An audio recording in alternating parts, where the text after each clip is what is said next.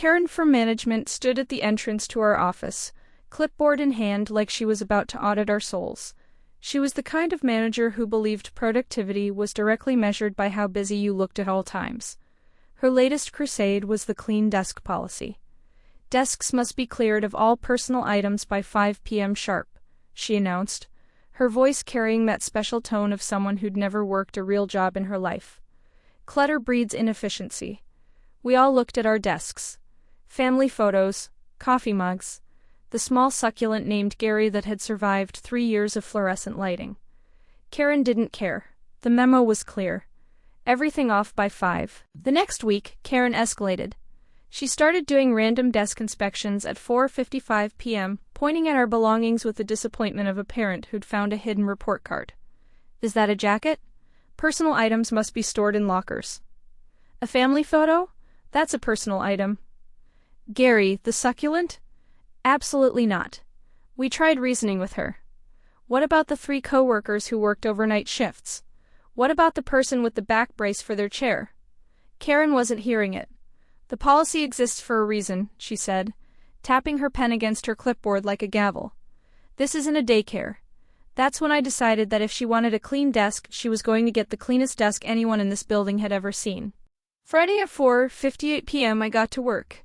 I'd spent the week thinking this through, and I was ready.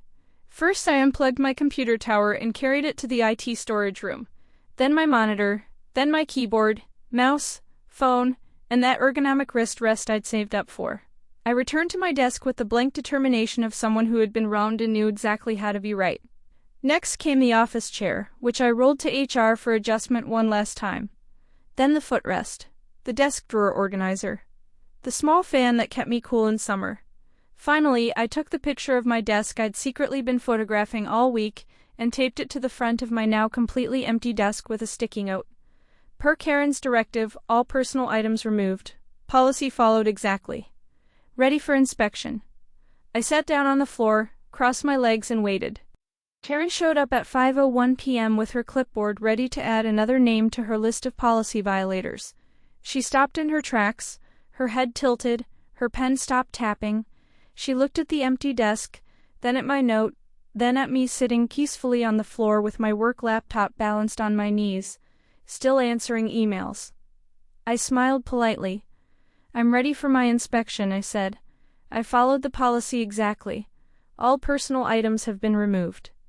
As you can see, there are none. She opened her mouth, closed it, opened it again. In the background, I could see my coworkers trying very hard not to laugh. Karen looked at my note, looked at my completely empty desk, looked at the note again, and then at me. She couldn't write me up. There was literally nothing to write me up for. We'll revisit this policy, she finally managed and walked away without another word. The clean desk policy stayed on the books officially, but Karen stopped doing inspections the very next week.